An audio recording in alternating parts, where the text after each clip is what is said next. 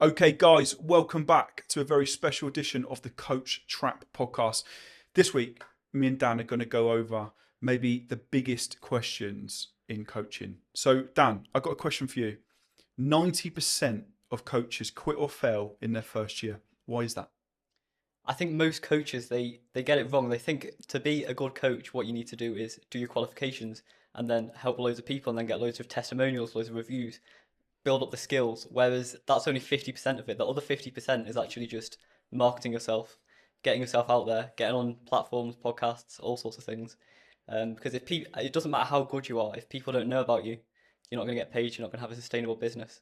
So I think that is the big issue that I see with the 90% that quit. They're not Absolutely. focused enough. Absolutely. Do you think it's a case that maybe they're not bad coaches, but bad marketers? Oh yeah, absolutely. I think most great coaches are bad marketers, and most great marketers are bad coaches. Yeah. So when you can get the two together, it's just a recipe for success, really.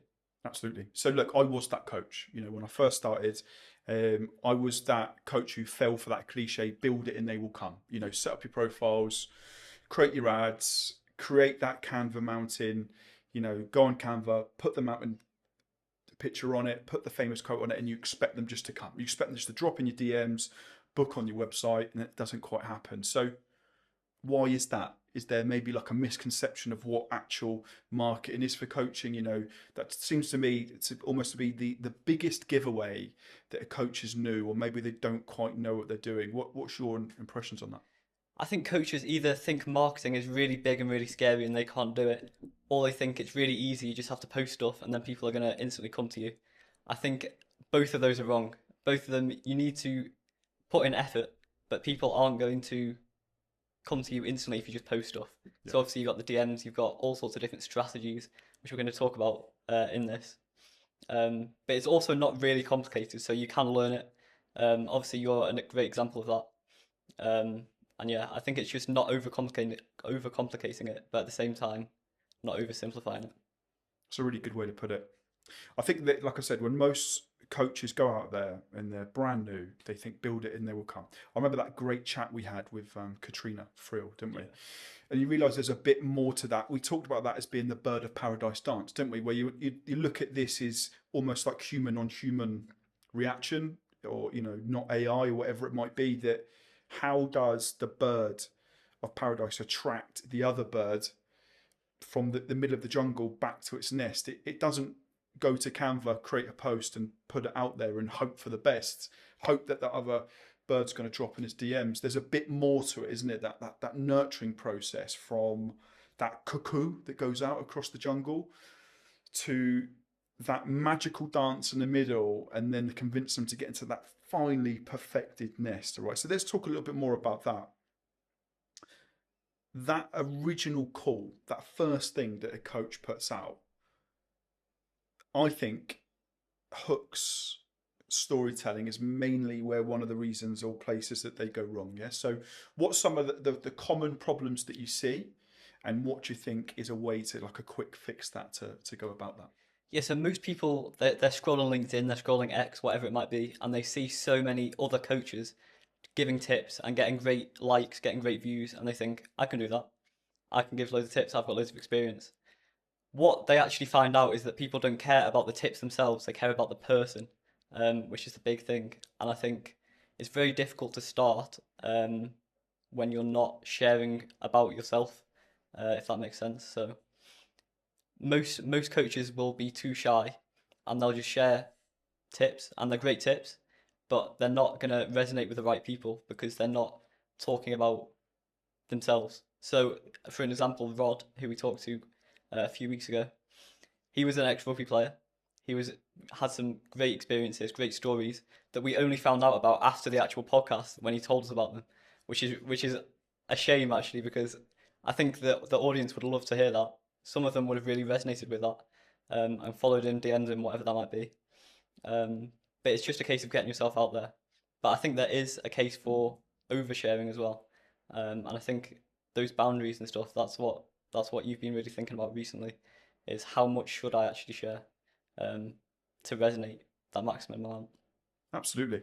If you think a coach's first original process is to make content to put it out there, I think that what I see most coaches do is they say me all the time. They show their qualifications, they show what life experiences they've had, maybe what car they drive, whatever it might be, right?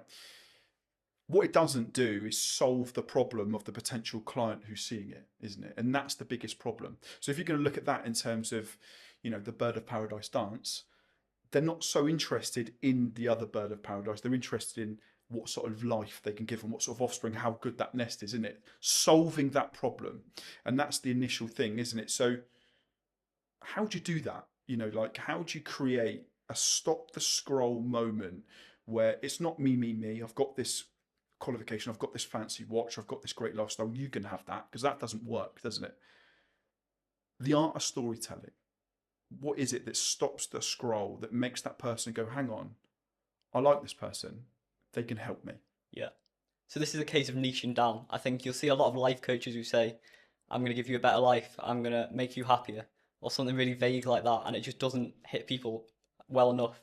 So with LinkedIn or with X or whatever writing platform it is, it's all about the hooks. So you could say, I'm going to help you stop vaping in 30 days. So you're targeting a small part of that market, and be the big fish in the small pond, which is definitely where you want to start. You don't want to be you don't want to be kind of competing with Tony Robbins or anyone like that, because you're just going to lose.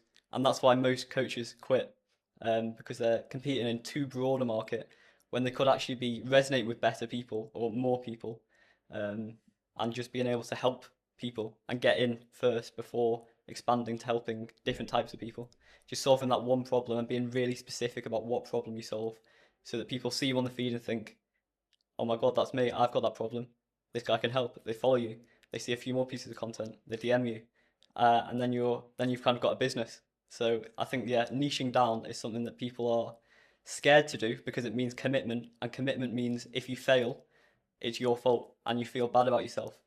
But at the same time, you can't win without risking failure. So I think niching down, very big thing. Absolutely. That's a great way to put it. If someone would have told me 2 years ago I'd have been mentoring other coaches, I would have laughed. Yeah. I went off as that sort of stereotypical life coach. I still do that, but it's interesting how sometimes your niche finds you, based on your life story or what qualities you've got or how you project yourself.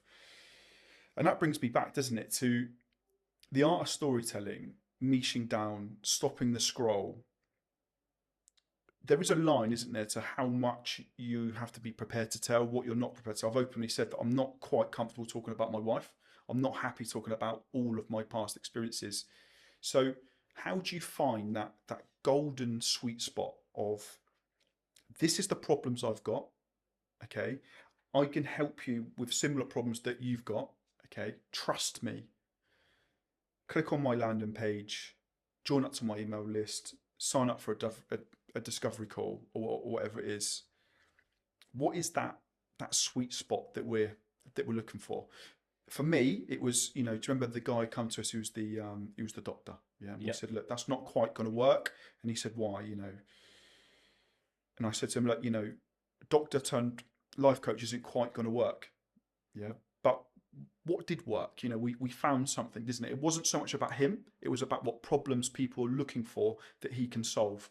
Let's talk a little bit more about that. So using your own life stories, what you've gone through to sort of solve other people's problems. Is that the sweet spot to stopping the scroll?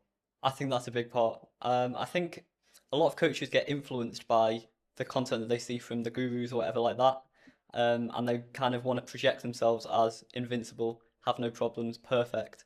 But that's just going to do the opposite of what you want it to do. It's just going to make people not resonate with you. Think this guy's either fake or he's not kind of the same as me, and people want to work with people who are similar to them and who they get on with, which is why it's really important to be yourself to attract people that you actually do get on with. Saves you a lot of headaches with the clients. I think it's really easy to draw down on the stories that you've had, the experiences. What I would do is just DM people, anyone, you search for them in your social media, search for your target audience, ask them what problems are they having, what issues, and just make content based off that. Because the chances are, if you're an experienced coach, you've helped people like that before, or you've been there yourself, which is even better. And it's good to show your own transformation, it really does. It really does resonate. Yeah. Because if you've done it for yourself, people are going to trust you to do it for them as well. Yeah.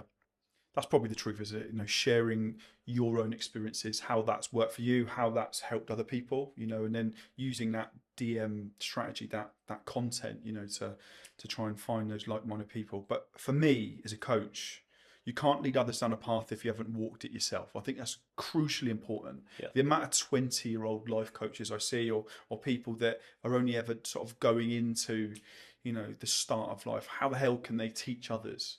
I think sometimes that's why accountability is great, isn't it? Having the coach trap, having other people say to you, look, let's be honest, that's not going to work, but this might work. Like the story we had with the doctor, coming back to him, when he come to us and he said, Greg and Dan, I want to know why I'm not getting clients. We were like, a doctor turned life coach isn't quite going to work. What can you give? And that's when you found that magic question that people were looking for, wasn't it? How to look, how to feel 5 years younger. That changed everything for him, wasn't it? Niching down, finding something specific based on the experiences and the skills that he's got. He found that sweet spot. He marketed it. He won. Yeah. Yeah. But going on off of that, any other sort of like initial mistakes that you see coaches make, or giveaways you think that maybe they're new, or maybe they've not quite found that niche down, or they've found that target market? Yeah, mostly it's just vague advice. It's vague platitudes, stuff like that. They might get a few likes. Is it actually going to turn into anything? Probably not. And that's why they quit, because they think they're getting results, but at the same time they're not getting results. So they're just confused. They don't know what's going on. They quit. And it's obviously uncomfortable to share those experiences that you've had and that you've helped people with. But it's going to pay off, and it's going to actually help a lot more people, which is why most coaches are in it for, and why most coaches do struggle with marketing, because they're the type B type of people that you talk about a lot, who are more focused on helping people rather than making money. But obviously you can't help people if you don't have an income, you don't have food. It's kind of like putting your own oxygen mask on first on the plane so you can help other people, because otherwise it's just not going to work sustainably. Absolutely. It's like taking advice off an overweight personal trainer. It's not quite going to work, is it? Yeah. Sometimes your face fits, your accent, what experiences you've had in life. Like I said, I'm a firm believer you can't lead others down a path if you haven't walked it yourself, if you haven't had those life experiences, those successes. How the hell can you coach someone else? Yeah. Going back to that 20-year-old life coach scenario, it doesn't quite work. But some of them are very good on CapCut, very good at creating that content. This is what I mean by that. They're really good marketers are usually bad coaches. Yeah. So it's getting that balance between that you just become exponentially better than everyone else. Absolutely. I think one of the other giveaways that I see, if we're talking about that bird of paradise dance, that initial cuckoo, that initial thing that they send out, that call, build it and they will come, is, let's say, let's even go to posting on LinkedIn. People using too much AI, people using hashtags, generated images, maybe an over-the-top cringeworthy picture of themselves. We see this every day. Yeah. But we also see so many of these guys come and go. They're going heavy and hard for a month and then they're gone. We were talking about that this morning. Yeah. Have they gone so quickly? Have they not made it because of those initial mistakes? What's your thoughts on that?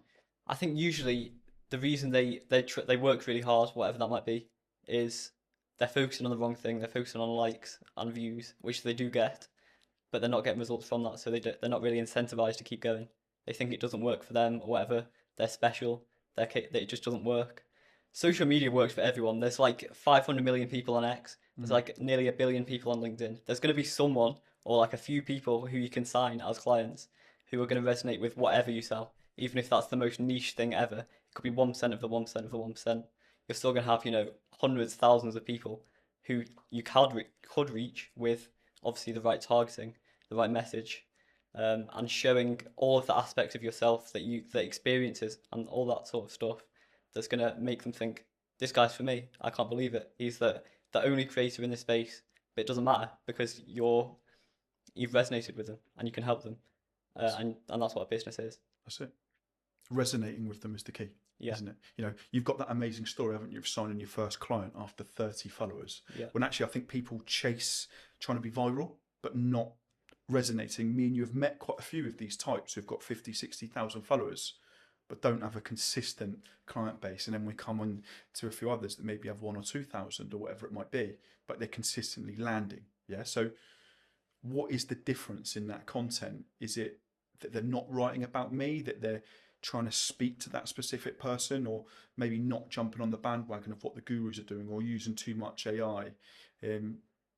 That's what we try to preach within the Coach Trap, isn't it? Yeah. But what's your thoughts on that, and what have you seen? I think mostly it's people making content to give other people dopamine, so like the motivational quotes and stuff like that.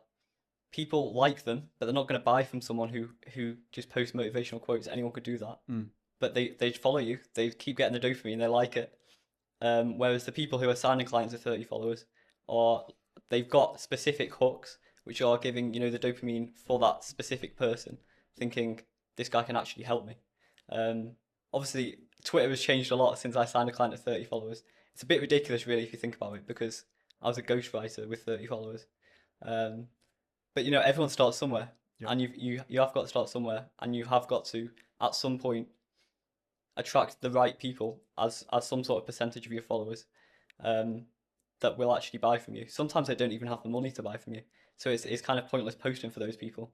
They're not actually going to give you anything, if that makes sense. Even if you're going to help them, you're helping them for free, which doesn't really make sense. You've got to help the people who could pay you for free, and then they'll pay you, if that makes sense. So it's just a case of targeting the right people, speaking to them with your experiences, as we talked about before. And that's just going to really make them think, this is the guy for me. This guy can solve my problems. Absolutely. That brings me back to another great piece of advice, or stuff that we talk to new coaches or struggling coaches about, is you have to be prepared to give a hell of a lot of yourself away for free. You know, so for us, we have the podcast, we have the community, we have, a newsletter, we're posting content, whatever it might be, right? But if you're not prepared to give away that, genuinely try and help people, then I think coaching in this modern day and age, and putting yourself out on social media, you're going to be a little bit lost. So for me personally, and not just in coaching but throughout life, if you're doing something that you enjoy and you're generally invested and you love it and you want to help people, the money is always a byproduct of it. So are the coaches that chase the money, advertise their prices, give away Black Friday sales, become too salesy, maybe an over the top funnel, whatever it might be, do they fit in that 90% that fell? I think they do. Well, because you could get clients for 1 month, but then they're going to go. They're going to give you terrible reviews. They don't like you, because obviously, like, negative word of mouth travels a lot faster than positive word of mouth. So people are going to put bad comments on your posts. They're just going to unfollow you, that kind of thing. But I think you can't give away too much for free, as long as you're giving that thing to the right person, and it's helping them in a way that's going to make them trust you, and give you money eventually, because that's why we're in business at the end of the day. You help people, but at the same time you've got to keep helping yourself, having an income to make sure you can keep helping people, if that makes sense. So yeah, I think there's usually people are at one of the two extremes, where they're trying to help too many people and they're not making an income, or they're trying to make so much income that they're just not helping anyone and no one pays them. So both of them are just failing, and they're part of the 86%. Yeah. Absolutely. So look, if we're at that initial stage of the Bird of Paradise dance, the Bird of Paradise has done that call and it's gone out, right? You hope to resonate with your dream client, and then you hope to bring them into the next stage, which is the dance, before they go to the nest. Yeah. I spoke to an expert the other day and he had a really good point. I asked him, what is the most common problem that you see with marketing? Not even about coaches. He said the use of hashtags, in particular on LinkedIn, and the overuse of AI, such as emojis, telling when someone hasn't actually written it. Maybe they've used Claude, for example, whatever it might be. Real over the top, where it's not them, and almost it's giving it away that this coach is cutting corners. Shortcuts don't win all the time. We can talk about that in a minute. The correct way to use AI, the incorrect way to use AI. But for you, what's the biggest giveaway? If you're thinking about that stage from going from the cuckoo to bringing them to the next bit, the dance, what's the biggest single mistake that you see? I think you can give a lot of information with AI, but at the same time, people could just Google it, chat GPT it themselves. So it's not really positioning you as and authority. Um, I think the aesthetic stuff is quite obvious. It's the long dashes, it's the emojis, things like that. And people can tell, but they won't mind as long as it's got kind of a soul and you're talking about your own experiences, which obviously AI does not have. And I think that personality, well, I mean, it's called a personal brand. It's got to be personal. You've got to share things that matter to you, which are going to, by extension, matter to the people that you're trying to target. Um, and obviously, ChatGPT can give you probably better information than 80% of coaches, whatever that might be. But people will have already ChatGPT'd it themselves, so they won't really be that impressed by posts from ChatGPT. They'll actually be impressed by maybe less information, but maybe you've helped someone, you show a transformation, they're like, wow, this guy can actually do this for me. Whereas ChatGPT isn't guaranteeing anything, it's just giving you information, which you probably won't even listen to really because you don't trust it that much. So I don't know why you'd use it for your content. Yeah, It it's a just really doesn't make good point. sense. So look, we're still at that first stage, aren't we? You know, trying to attract that bird to get them to your nest.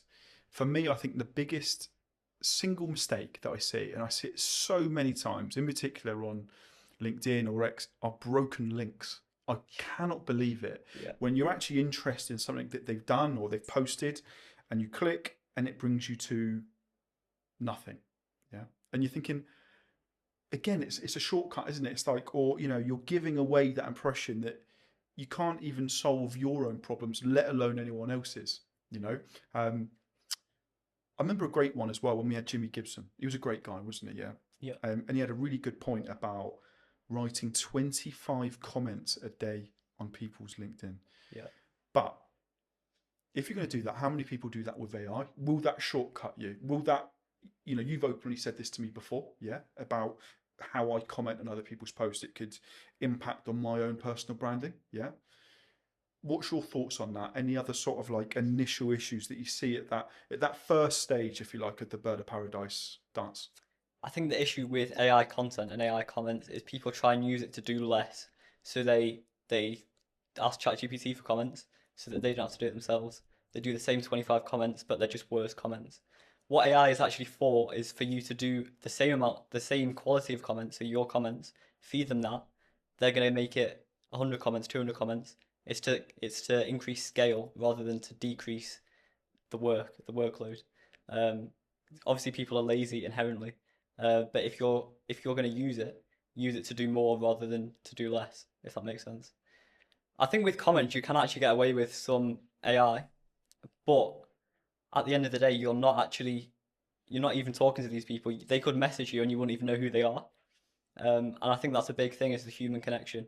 Um, well, as much as you can have a human connection over the internet, it's going to be a lot more than AI talking to AI, whatever that looks like. It just doesn't have the same effect, and you're not going to write as thoughtful comments with AI as it is in 2025 as you could by yourself. Again, sharing experiences in comments is really cool. Humor as well does really well. So if you have those things, if you have a personality, you'd be better off doing it yourself rather than trying to save like 10 minutes, 20 minutes a day writing with AI. It's a really good point. It's a really good point. Another issue that I see, and it's a hot topic of debate. I see some gurus say go hard on one platform, nail it, and then move on. All Yeah. right. I see others that say get yourself out as many times as possible. Right. So for me, the way I see it, and I love an analogy, right, is that the more fishing boats you've got in the ocean, the more chance you've got of catching a fish. Yeah. So if the ocean is the internet, yeah, and that is where your clients are, which are your fish, the more boats you've got, which are your social media channels, X, LinkedIn, Instagram, Substack, whatever it might be, Google AdWords, that Yeah. list goes on and on and on, doesn't it? You know, the more chances you've got of catching a fish. Yeah. Or do you agree with that? Would you go just hard on one? Or do you think that maybe if you see a coach and they're really big on one, not so big on the others, or maybe they're putting loads of effort into one and not so much effort to others, do you think that impacts on their image and personal branding? We can go in so many angles with this, but what would be your recommendation to a coach if they come to us? Do you go for one, or do you go for many boats in the ocean? If they're just starting, I would choose to go heavily in on one. So obviously for us that's LinkedIn. Our main one is LinkedIn. From there, you can once you start to get a little bit of an audience, maybe 100 followers, whatever that is, um, expand. So X is another writing platform. If you were to start on Instagram, for example, once you start getting a little bit of traction there, just post the exact same videos but onto TikTok, because it's going to take an extra like 5 seconds. But as you said, it's getting more boats out. Even if they're small shit boats at the start, they could grow into something, and it's better to have more rather than just try and focus on one for the sake of it. For us, we've got Instagram as well. We don't really put too much effort into that. We just create the clips, but um, but yeah, I think just get yourself out there as much as possible, Mm. and repurposing content is really important as well. With the efficiency, we talked about that on a podcast a few months ago. Is Opus clips? It's a really good one. So this podcast is probably you're going to probably be watching this clip. It's probably going to be because of Opus clips. It takes 10 seconds. This isn't sponsored, by the way. It takes 10 seconds. Put your podcast into it. You got 30 clips from a half an hour podcast. And it's just using AI in that way to do more, to put out clips as well as a podcast, rather than to do less, which would be to type into ChatGPT to create a video of us speaking about whatever this is. It's to do more, which is obviously the way it's supposed to be used and the way that people are using it when they're doing it right and they're getting results from it. So I would focus on one platform to start with, and then expand to the other writing platforms if that platform is a writing platform, or visual platforms like Instagram, TikTok, YouTube, if your main platform is one of those. That's a really good point. One of the things that we try to coach and help others with is this idea of mirroring or repurposing, isn't it? So if you do one podcast, it can make reels for Instagram, YouTube, LinkedIn. That list goes on and on. You can make a newsletter which can go out on LinkedIn, your own newsletter, Substack, X, Yeah. long form, whatever it might be. But it's one piece of content repurposed many times, to work smarter, not harder. Yeah. But I think, if you're a coach or you're a marketer, we all want to catch that shark, yeah, or that whale, if you like, Yeah. your high ticket client. All right. So if you're limiting yourself to one platform, I think you are limiting that chance of signing that whale, if you like. So it's like the more rods you've got out in the sea, the more boats you've got, obviously, the greater chance you've got to catch that whale, isn't it? But it's a tough one. If you have more content, more stuff going out, do you sacrifice on quality? I think an extra, say, if you're doing an hour already a day on LinkedIn, for example, an extra 10 minutes would not get you that far. You get an extra like 10%, whatever that is. An extra 10 minutes focused on Instagram after the hour you spent on LinkedIn would be brilliant, because you get all pretty much like 80% of the results, but in the first 10 minutes. So you get diminishing returns for the longer you spend on one platform. So having a main platform is good because it means that you can kind of use it as a default. So most people come from there.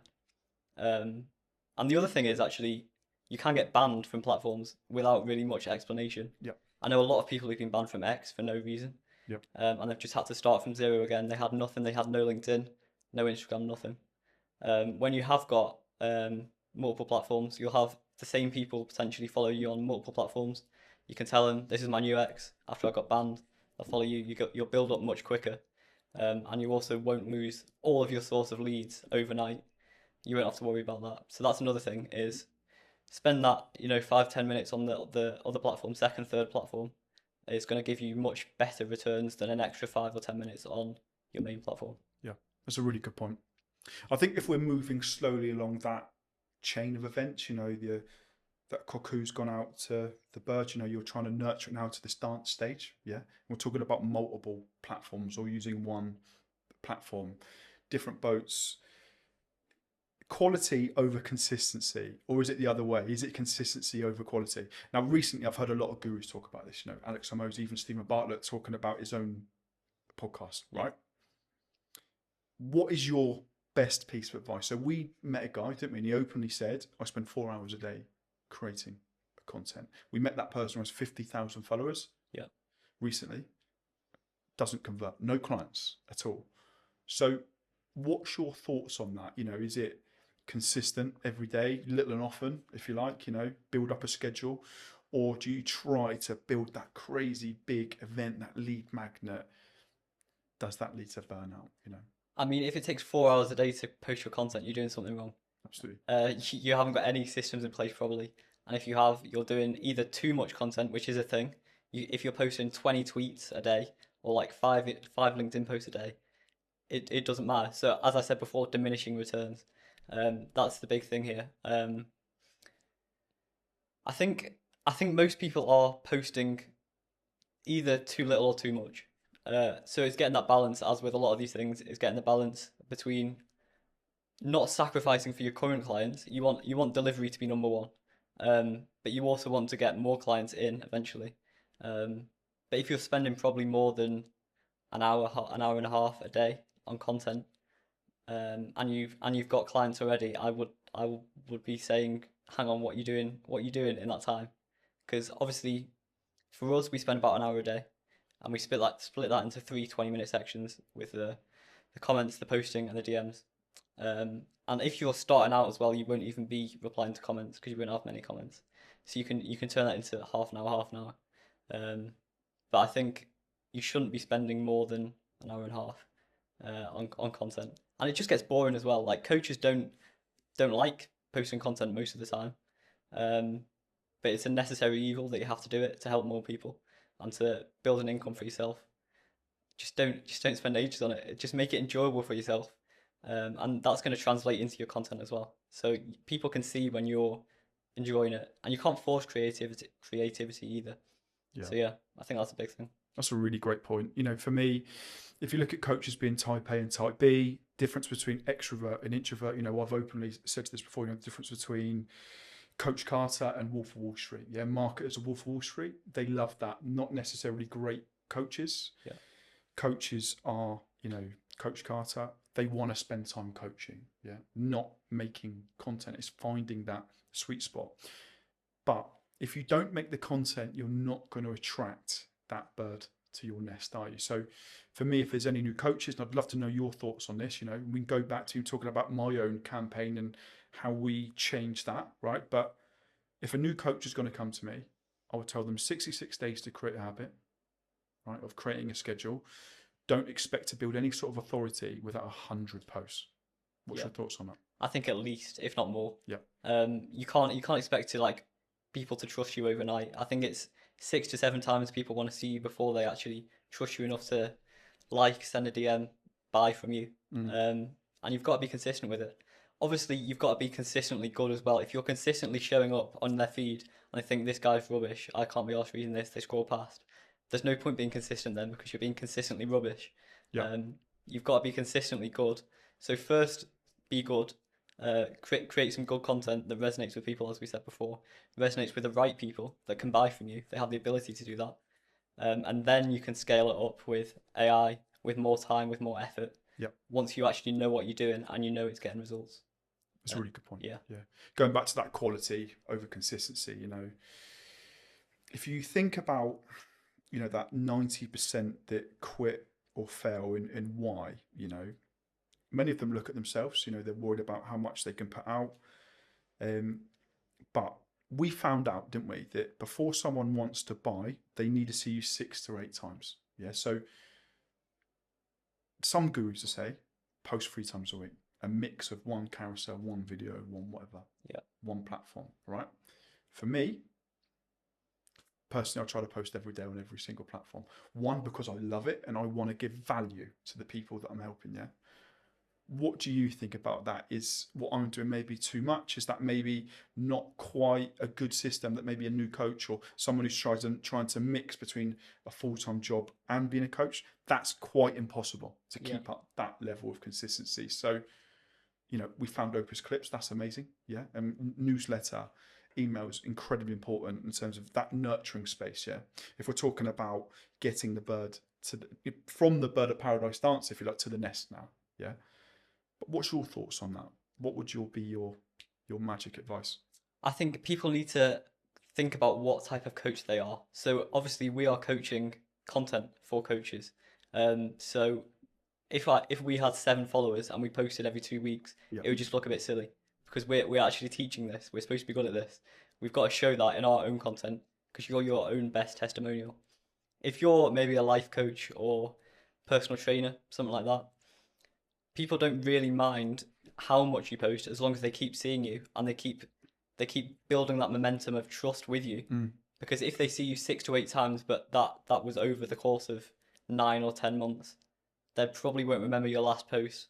They'll probably think, "Where's this guy been? I'm not sure where he is," which is not what you want people to think, because it kind of reflects on you. You want people to think, "This guy shows up. He's always on time. He's always consistent with the posts. He's always sharing value." And when you're always doing those things consistently, as much as possible, you've got a business. You've got people trusting you enough to buy. Absolutely. And that's what it is. For me, that's the stage of the bird of paradise dance that's after the cuckoo. So that's gone out. This is the dance itself, isn't it? Yeah. Where you're trying to convince them to go and see your nest, to hopefully, have the rumble in the jungle, if you like. But that dance phase, right?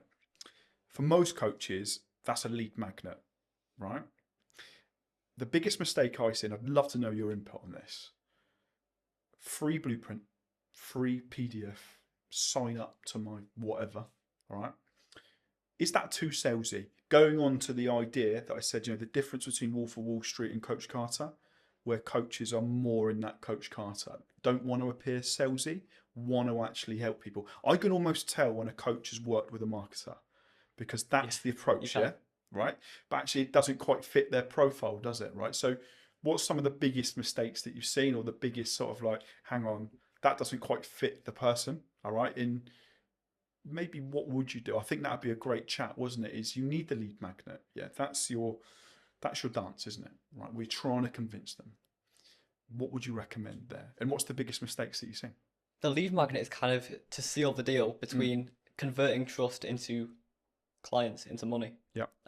So if you're posting a lead magnet when you haven't got trust already, no one's going to see it. And if they do see it, they're not going to click it. Because, there's a lot of scammers out here.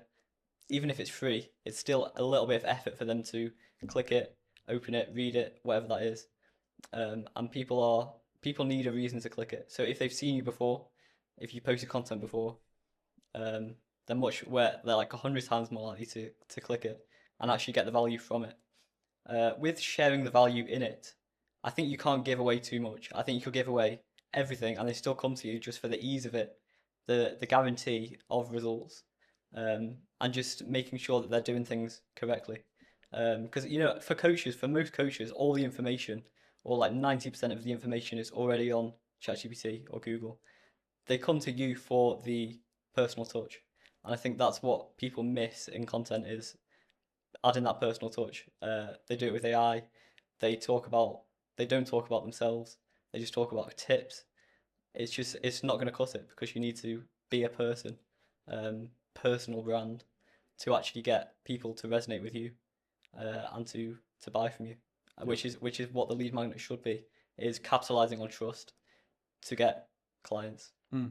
Subliminal or hidden, if you like, not quite in their face, not so much Wolf of Wall Street sales, no Black Friday stuff, but authentic, speaking from the heart. Yeah, I've got a great example of this in one that I've seen coaches make before. Like I said, remember I said you can't lead others down a path if you haven't walked it yourself. When I first started off as a coach, I made a book, right? The Balance Blueprint. That was my lead magnet. PDF dropped in off their, into their email after whatever. It had some success, but the moment we made our book and it had a price tag on it and there was no lead magnet, you'll be interested to see that one did far greater than the free one. The paid one, okay, where it was no sales tactics, this is something of value, was far greater taken up than the free one. So for us, we use the podcast, we use the community, right? Generally want to help people. There's no crazy sales in that. But have you seen any other good tactics? I saw, I like it when maybe there's a quiz or something similar. What's your thoughts on that? I have seen quizzes, yeah. I think it depends on what kind of coach you are.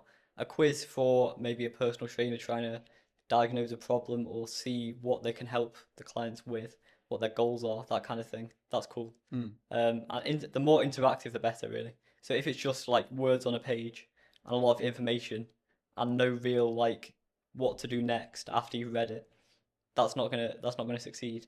But if you've got something that's actually a full process, so you click a link, you fill in a quiz, you get whatever reward you get from that, and then you talk about one CTA. What should I do next? So should I DM the person? Should I sign up to their community? Should I do whatever that is? Because the point of the lead magnet is to get them to do something else, to trust you enough, and be kind of build the goodwill enough for them to think, okay, yeah, I'll sign up to the community, or I'll send a DM, whatever that is. Um, but yeah, I think it doesn't have to be overcomplicated. It just has to be easy to consume for the person, and it has to have some sort of benefit to them. Yeah. And you're pretty much set. Yeah, that's it.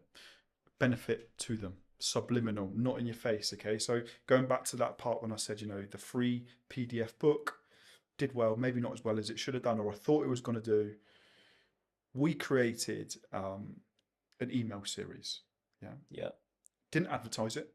It was on no CTAs, no links, not on LinkedIn or anything like that. You went to the website, pop up. Yeah. Clicked on, had great success for us, didn't it? Yeah. It was an outrageous level of value for free, right? But it got something. What is it about an email series? For me, it's like I said, giving that value, that purpose, that what we do over an amount of time, something which is too good to be free.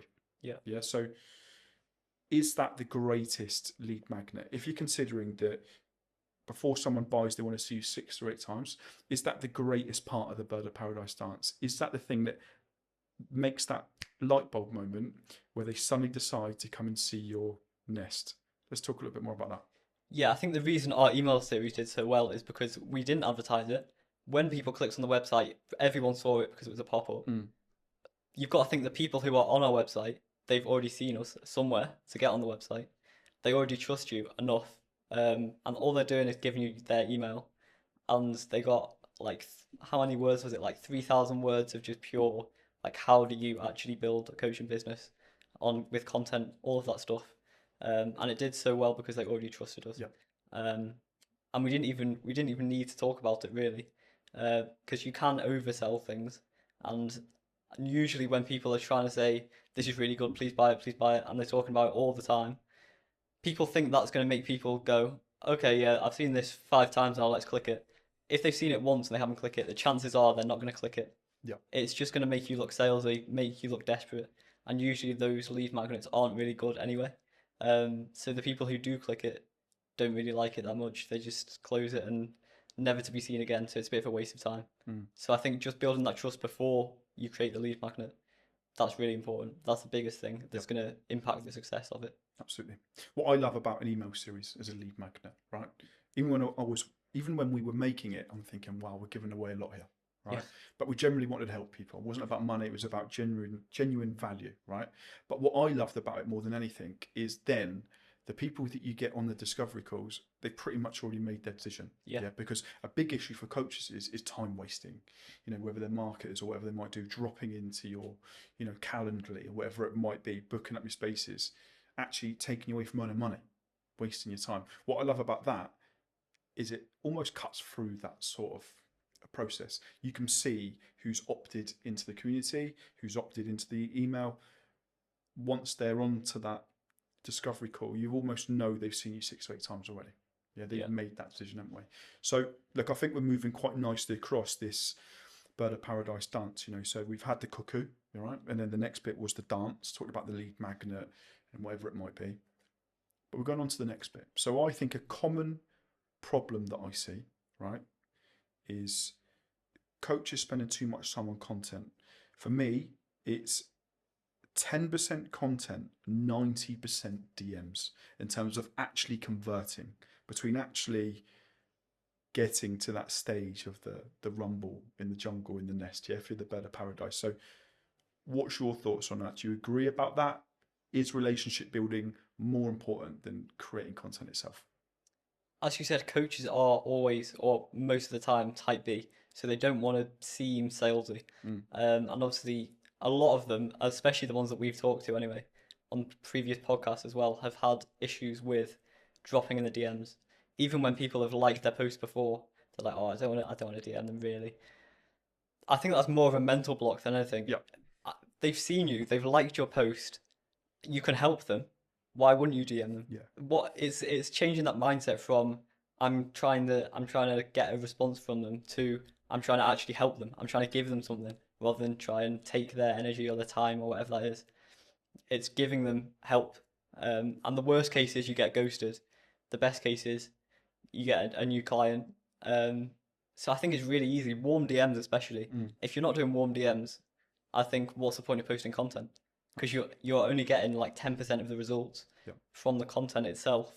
90% of it will come from talking to people, diagnosing problems, helping people for free in the DMs, like personally one to one. That makes a massive difference compared to just talking about someone else on content. That's just like the door, the gateway into it. What you need to do then is do it for them, for free.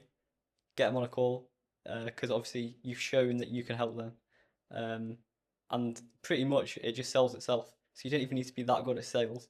Um, I mean, anyone who's been on a sales call with me will know I'm not good at sales. I'm rubbish. Most of the time, I'm not even talking. I'm just listening to them, diagnosing the problems. Um, but they already trust me, and they're just telling me their problems. I'm like, yeah, we can do this, this, this, and they're like, okay, where can I pay?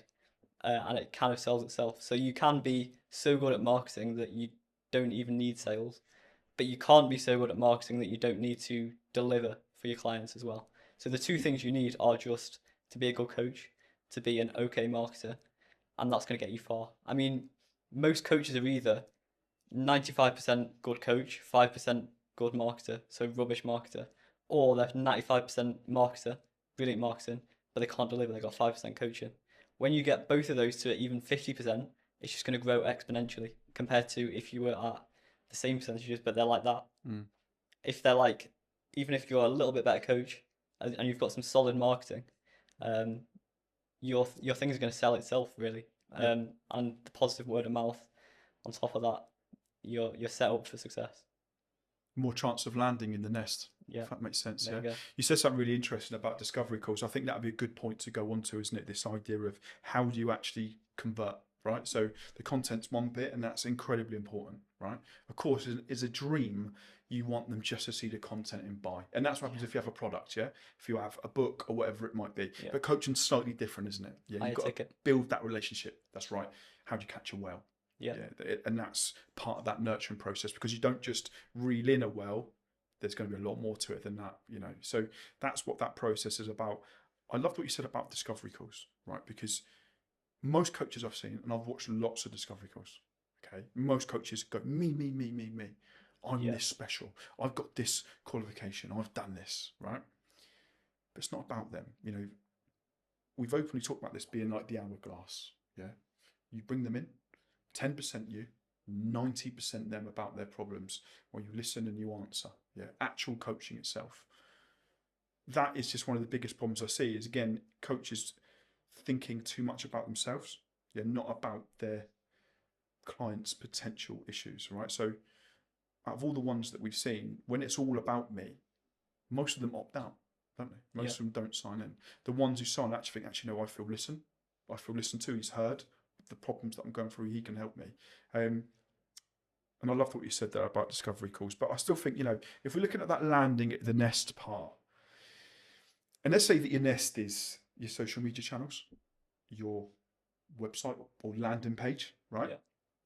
There's loads of issues that we see there. I think one of the biggest ones that I see. So the bird of paradise spends a hell of a lot of time making his nest, right? He goes and gets the best materials, takes his time. It's an art form. It's beautiful. It's perfect, right? And he's made it perfect for when the bird actually finally sees it. It goes, I like that. All right. So that nest is like I said, is your LinkedIn account, isn't it? Is your X, is your website. All right.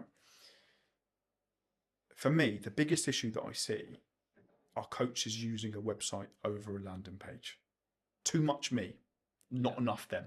Yeah. Yeah. So if you think about a VSL in a landing page, is me answering their problem. Website is me, my fancy qualifications, pictures of my dog or my family. Yeah. Yeah. Rubbish. Not needed. Landing page is all about those answers, answering those questions that they're looking for, right? What's your thoughts on that? Do you think it's quite nice for a coach to have a website, or is it just an immediate landing page? And if it is a landing page, you know, what are the fundamentals? What is it that they need to have the best nest? yeah, that the best possible opportunity to land a client. Big question. So I mean, I know a lot of people who are making 5 figures a month with zero website, zero landing page, pure social media. I think if you're a coach, it's good to have some sort of landing page, so that people know you're not kind of new to it. You've got some sort of established thing there. But there's like the 6 page websites where they're like, I got an A star in GCSE business and I did this and I did that. Yeah. No one cares. It literally doesn't matter. And I think the people that are looking at your website already, they're going to have come from social media if you're focusing on that. You've got to intertwine a little bit into your social media, your story. So you share, once a week you go in a post, you say some fun fact about you that's related to the post, and to the value of it. They're going to trust you already. They've already clicked your website. They already think you're an okay person. You're not a scammer. You're not going to like hack their phone or whatever. They're on your website. What do they do now? I think it's really important to have one CTA. What do they do? So do they join a community? Do they book a call? What is it? And I think most people have at least like 4 links, to go and check out my Instagram, go and subscribe to my YouTube, go and book a call, go and like they're not going to do all those things. That's too much. They're just going to do nothing, and they're going to forget about you because you've created like stress inside them. Whereas you could create a smooth process that's like, in your post you could even say one CTA at the bottom of a long form. By the way, if you want to know more about this, go to my website, book a discovery call. They click on your website, buttons right there, book a discovery call, booked. You're on it. And I think it's just being really clear about what to do, and why as well, rather than trying to reintroduce yourself and rebuild trust, even though it's already there. There's no need. It's just gonna reduce it. Yeah. It's gonna do the opposite of what you want it to do. So it's just being clear, basically. Absolutely. Yeah, I agree. They're coming to you because they want an easier life. Yeah. Yeah. They want it to be streamlined. They want it to be easier. So the amount of people who have, websites or links to whatever, it's just too much confusion, right? So I think I love an analogy, right? So if you think about, you're there with your fishing rod, it's gone out, right? And it's landed in the ocean, which is the internet. That's your content. It's gone out. You've got your hook, and that's where the fish sees the bait, right? And it's looking at it, wondering whether he's going to bite it. The hook is the stop the scroll moment, right? He's seen it, he's thinking about it. The CTA, right? Call to action, which should be a link to your landing page, obviously, is when he nibbles. Yeah? When he's taking a bite. Oh, I like this. All right. He goes to your landing page. What that should be, and the biggest mistake that maybe I see is a fancy website with all these credentials that mean nothing. You click on the landing page and you're hit straight away with a VSL, right? Doesn't need to be more than 30 seconds because, as we know, even from creating the content that we do and helping others to create, it takes 0.3 seconds to create a reaction. Is a VSL on a landing page or a website, or even using video on your content, is that the greatest way to stop the scroll, to get them to bite? Not just nibble, not just look, to bite. I think the people watching this will already know the answer. They'll probably watch this because they've seen our VSL or our clips on at some point, on Instagram, whatever it is. Even if we've DM'd them it just makes a massive difference hearing a voice and seeing a face, especially when people are like doing so much writing with AI and that kind of thing. It makes a big difference, and just being really to the point as well, so it doesn't have to be long. Really to the point. It's going to make a big difference. Yeah. And I think visual content is the future for sure. People want to see you, and they want to hear your voice, and they want to see you speak, especially before sales calls. That makes a big difference as well because they kind of feel like they've already talked to you and they already trust you. So yeah, why wouldn't you do a VSL? It takes 30 seconds. Absolutely. It's better than repeating yourself to loads of different people and telling them too much, and they're like, oh, I can't really be bothered. You just send it, bosh, they're in. Simple. Absolutely. I think a VSL was essential on a landing page. If I click on a coach's website and I'm not hit with a video, I see an amateur, or I see someone who's maybe not quite sure of that nurturing tactic, how to actually market themselves. 0.3 seconds to lock in, to get them to click, that link below to give your email address or a calendar link to book onto a call. Yeah, vitally important. It's really interesting what you said about video content. You know, I actually think if a coach goes in and they're posting videos every day, it's a bit samey. You get a bit used to it. You need a mix, and you need that video to stand out. Yeah, so you know, that's a bit off key, if you like. You know, if we're talking about this bird of paradise paradigm, you know, whatever you want to put it, but is that, do you need to mix up that content, you know, or do you, or if it works, you know, for example, you know, my wife on TikTok, we had this chat. Yeah, she worked out that if she has herself at the start of the video, she gets more followers, more people watch all the way through. It works. She'll do that for every single one of her videos, and she'll post that every day. Is that a good rule of thumb, or as a coach, do you think maybe it's just got to be like mixed up? Because that's guru talk, isn't it? Put your face in it. If it works, you're going to get the followers, whatever, right? TikTok. But this is different, isn't it? You know, you're trying to catch that well, trying to resonate. Do you mix up that sort of content?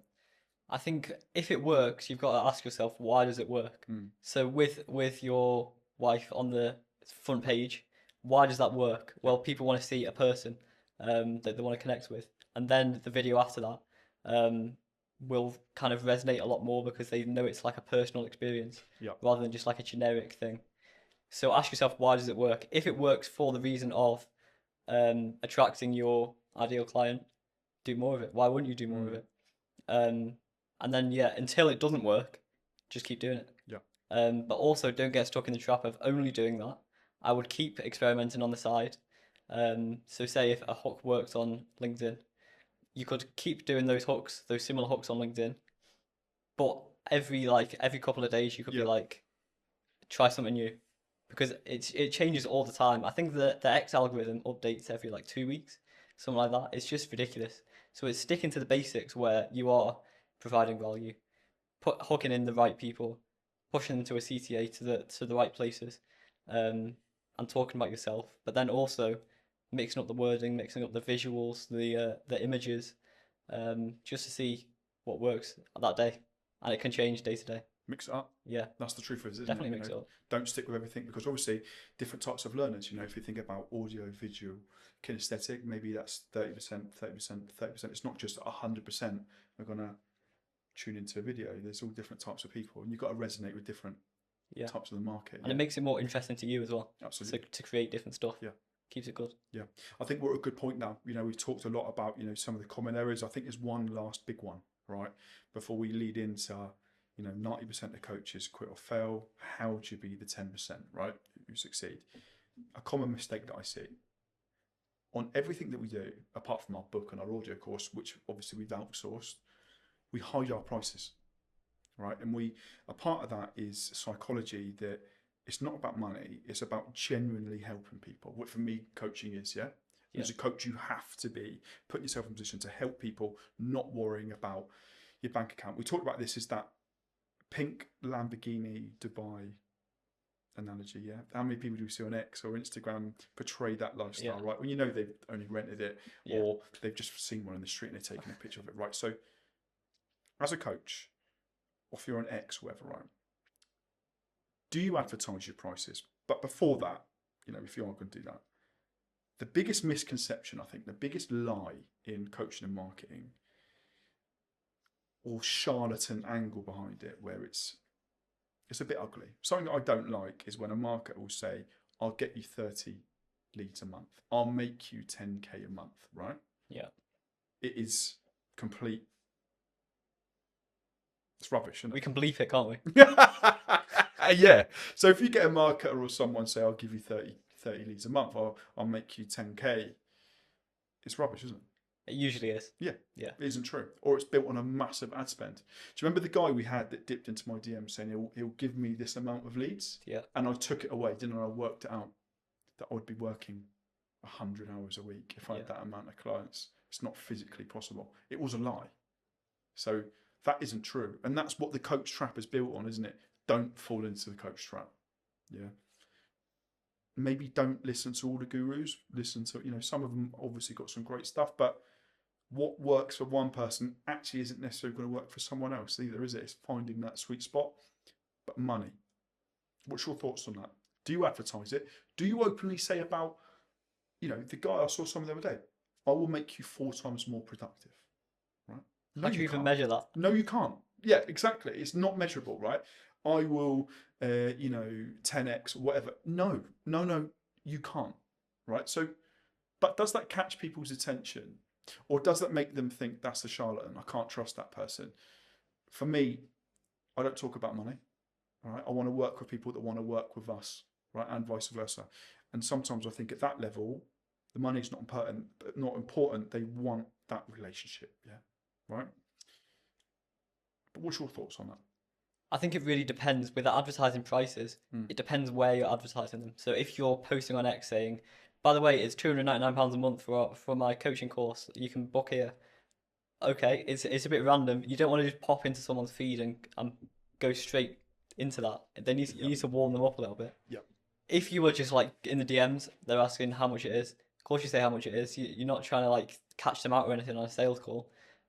It's just context dependent, really context dependent. Yep. With the messages and stuff, I think 10 years ago it would have worked. Saying I'm gonna get you 4 times the amount of meetings or whatever that is. Mm. Now it won't. I think it's no better than like the Nigerian prince in your DMs going, by the way, I can give you $1 billion. Just send me your bank details. It's the same thing. It's literally Yeah. the same thing. Yeah. And especially when they're not even posting content. Yeah. There's nothing to base that off. There's nothing. There's no trust. Absolutely. Yeah. So I think if you can back it up, you can say, okay, I can get you X results. Yeah. Don't make it outrageous, because if it's too good to be true, it's too good to be true. No one's gonna bother with that. But don't be a Nigerian prince. And I think, yeah, just tell them that you can help them. Yeah.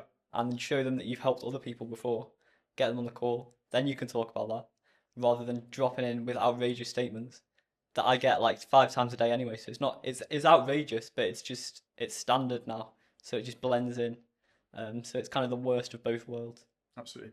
I think that brings us on to a really good point about why we created the coach trap. Yeah. You're the marketer. You're Wolf of Wall Street. I'm the coach. I'm Coach Carter, right? We've worked out that most coaches don't make it because they're not bad coaches, they're bad marketers. So to actually do well in this business, you've got to go right down the middle. Yeah. You've got to be a bit of both, or you've got to find someone to give you that accountability. That brings me in perfectly to that pricing, you know, high ticket clients, whatever you want to do. 7 different types of income for a coach, right? That we openly talk about in the coach trap. Yeah. Right? Probably not got enough time to go into that yet. But for me as a coach, right? If I want a bottle of water, I go into the supermarket, I buy it, I don't look at the price, I need the water. If I go into a pub, I see a pint of beer, I'm going to buy it. I'm not going to ask how much it is, I'm going to pay for it because I want it. However, if I'm looking at holidays, I want a bargain. I want a deal, right? Yeah. So is there tactics and strategy behind that? Is that the importance between having a high ticket, low ticket, free option, right? Something for everyone, all right? What's your thoughts on behind that? Because I think a real problem that I see is a coach that is just reliant on one-to-one, all right? Or a coach that just has a low ticket option or a high ticket option, right? They need something for everyone. What's your thoughts on that? I think you said before the niche kind of finds you, and I think the price kind of finds you as Yep. well. So if you're doing one-to-ones at the moment, and a lot of people are saying, well, actually, I really like your stuff, but I can't really afford it. Either that's a content problem, so you're attracting the wrong people, or they are potentially good clients. You just need to offer them something different. So if you're seeing that theme consistently, why wouldn't you implement a different price? But it's getting that balance between helping people and not having like 15 different offers and people don't know what's going on. It's like with the CTAs. You only have one clear path for each person. You've got to be clear which path that is. Potentially that's a good place for a quiz in a lead magnet. Yeah. That'd be quite cool. It's a good idea. But yeah, I mean, coaching isn't like water. You don't need it to survive, but you can talk about it in an emotional way where you can get a transformation. People really, really want it. They don't need it, but it's going to make a massive difference to their life. But I think just don't be too outrageous and keep it focused. And it's pretty much going to be, as long as you've got good content and you're a good coach, you're going to have success. Absolutely. Yeah. Good content, good coach, and generally want to try to help people. Yeah. Yeah. more purpose than earning money. I think that's a really important point. I think this is a good point to say, you want to be that 10% who succeed, not the 90% who fail. I think we talked a lot about that 90% who fail, yeah? Right, and why. Some of the common issues that they might have, whether it's the way they market themselves or the strategy they use, pricing, AI, whatever it might be, right? But to be the 10% who succeed, for me, maybe the biggest part of that is accountability. Yeah. I wouldn't be sat here now in a position I'm in, if it wasn't for you, right? For you giving me that level of accountability. For me, that's what the coach trap is, right? Is not looking for quick fixes, right? Looking to generally help people, stopping them from falling into the coach trap. So we've also found in terms of coaches that maybe one-to-one isn't for everyone right now. Maybe it's too expensive. Yeah. Lots buy the book. Lots want to listen to the podcast. Yeah. All right. But more than ever, we've seen the real importance and need for a community, haven't we? Yeah. I think that there's going to be more coaches than ever, right? AI is going to squeeze people in terms of redundancies, etc. More coaches are going to come into this market. I actually think that the coaches are in a strong position. I don't think AI will ever cancel that out. People want human connection, yeah? Yeah. I do think the marketing side might struggle, right? If you're a video editor, for example, right? Or an ad spend, whatever it might be. I think they'll struggle with AI, all right? But the importance of a community, being the 10%, why have we created a Skool community? Why is it a good time to put something like this out? I think you said before, talking about different offers, people have seen us, and maybe there is a big jump to go from just seeing content to however much like the high ticket thing is. Yep. It's a big jump. What we want to do is help more people on a more kind of individual level with case studies, with specific things, specific processes that have worked for us and worked for our clients, but not for like a massive price. So I think it's almost like a lead magnet where you're building more trust to get them into the higher ticket thing. But it's kind of a sustainable, consistent lead magnet. Yeah. Yeah. Yeah. For me, a big part of the coaching community that we're creating on Skool is I think that lots of people don't want to dive straight into a high ticket. Yeah. Right? Exactly.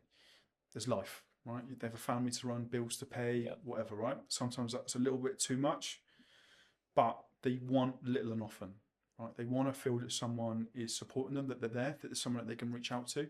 And maybe that's what this is about, isn't it? Is nurturing, right? Instead of saying, look, I'll give you those 10 leads, I'll make you 10K a month. No. We know that doesn't work, all right? What this is I think this is the greatest opportunity to be like, a sounding board, to help them, to assist them every step of the way, to also tell them a little bit about our journey and what's worked for us and what hasn't, what's worked for others, yeah? But another thing, like I said, is one process that works for someone might not work for someone else. Yeah. There has to be come and go and like an ebb and a flow to this, doesn't it? And I think that's why the community is good, because it's not just one thing works. Not like one key is going to open up that door. What the community does is it creates an opportunity, doesn't it, to be that sounding board. 7 different income streams for a coach. Doesn't just have to be one-to-one. I think that's going to be the biggest part of this is accountability, and that's what you were for me. When I was that coach, I wanted to be more. That's what I needed at that time, and that's what was great, right? And we've seen that's the biggest help for all these other coaches is maybe not a one system thing. Create a funnel, put money into ads, earn money. That's not quite how it works. It's actually a little trial and error, a little bit of nurturing, being there for someone. All right. What's your thoughts on that, Dan? Do you feel like that's maybe going to be the biggest part of the community? Is generally being there for people? Yeah, I think people look at things too black and white, so they think marketing, coaching, get people marketing. I'll just find people and they'll buy my stuff. It's not really like that. It's more like a funnel. So you see maybe like 100,000 people see us a month on X. Of those, maybe 10% follow. Maybe a 10% of those maybe send us a DM asking a question. Maybe 10% of those get on a call. Maybe 10% of those become clients. So it's the full funnel. And obviously, the community costs $3 a day, so there's no excuses really for for not joining if you want to actually better yourself. I think that's a big thing that I see with the difference between the 10% and the 90% is the 10% are willing to invest in themselves, um, because they're not scared of failure. I think often that people don't want to invest in themselves because it means they're committed, and when they're committed, if they fail, their friends are going to think, oh, he actually tried and he still failed. But I think there's no point not trying because you're going to fail anyway. So you might as well try. And if you fail, you learn something. And if you succeed, you succeed. But you're not going to succeed if you're not trying, and you're not investing in yourself, because that's what it takes. There's a lot of competition. You've got to invest in yourself. And if you don't, you're cooked. You're part of the 90%. That's it. So yeah, that's what it is. Yeah, for me, we created the Skool community because 90% quit or fail, right? Be the 10% who succeed.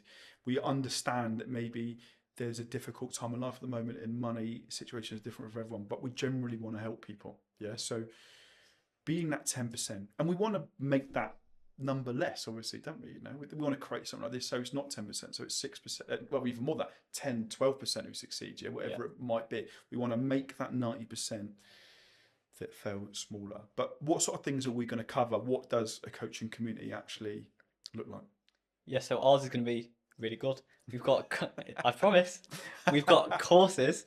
So we've got, well, not courses, we've got the PDFs, which is the full funnel from everything we talked about here, the Bird of Paradise dance, teaching you all the different platforms, how to use multiple platforms, how to become more efficient, and sales calls as well. And these unlock with the longer you stay in the community, so that you can get the most out of each part and really master it before you move on.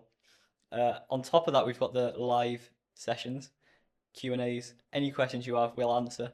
Because the chances are, if you've got that question, everyone else, well, like 80% of people will have that question as well. Yep. They just won't really talk about it because they don't want to look silly or whatever that is. You don't look silly, you look like a normal coach who hasn't been taught marketing, which is all of them. But yeah, Q&As will be cool, I think, talking to people.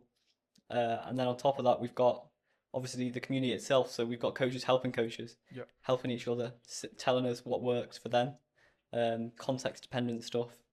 And obviously you got the DMs on there as well. So we'll obviously answer those for the one-to-one questions. $3 a day, no brainer, really. It's going to be really good. I'm actually excited to help more people. Yeah, me as well. I can't wait. It's a journey I can't wait to invest myself in. When we created the book, obviously, we put a lot of effort into it and made each chapter sort of like those fundamentals that every coach needs to succeed, yeah, to be the 10%. What the community is that doubled, isn't it? You know, every single chapter, more video content, but also, you know, in the book, you might read it and you can't chase it up. You can't double down or, you know, make sure you understand it. They can just reach out to us, can't they? So if they're working through each stage, if they have a question about, you know, how do I DM someone? How do I structure a discovery call? They've got that option, haven't they, to send us that message. I think that's maybe the best part of it, accountability. Actually helping people day to day, you know, as much as possible. I think the masterclasses are going to be great as well. You know, like if you look on LinkedIn and how many people sell these at a great price, right? Really expensive. I don't blame them. They'll be great. You know, some of these masterclasses will be great, but we've decided to just include it as a part of the community, haven't we? Is how to X, how to LinkedIn, you know, which will be recorded. They can watch back anytime. And again, ask us any questions from it, but not an option to be paid for. It's going to be an important established part of the community, isn't it? These weekly, you know, how to, you know, and I think as well, it'd be great if we found out what coaches actually want help with. Yeah, definitely. You know, it might not be what you think. And I think it changes a lot as well. The different strategies, they change weekly, monthly, whatever that is. So it's going to be really cool to stay up to date with all the coaches that we've helped in the past as well, and the new ones that are coming in. Yep. Just to see what they're doing, see how they're succeeding, and help each other. It's going to be really good. Absolutely. So, you know, if you think about the community, you know, when we were writing this, I thought the thing that really stood out to me most actually is going away from coaches just being one-to-one. Yeah. Having the ability to harness those 7 different income streams, if you like. How to write a book. Yeah. How to write an audio book. Important. Yeah. How to be a podcast guest. How to get yourself another podcast, whatever it might be. right? That's how you build authority. That's how you have different income streams. That's how you actually make this, you know, from part-time thing to full-time job, yeah, something that you love. It's not all about one-to-ones, is it? You know, you need more than that, and you need. We put a lot of effort, in, didn't we, into creating those courses, those how-tos on how to develop those different income streams. You know, anything else, Dan? Anything else you want to talk about in terms of the community? Let me think. There's too much to talk about with it. Yeah, We could go anyway with it. I'm actually really excited for it. Yeah, It's gonna be good. me as well. Me as well. But yeah, I think if you're not going to invest in yourself, I don't know why you're still watching this podcast. Yeah. Like, if you're going to spend this time watching it, if you're not going to like sacrifice a coffee a day, to kind of get helped by coaches, us who've done it before, Yeah. and coaches who are doing it right now, it's kind of a no-brainer. So I think, why wouldn't you do it? That's it. That's it. So look, guys, if you want to know more about the Coach Trap Skool community, the links will be in the bio. And guys, whatever you do, don't fall into the coach trap. And that's it.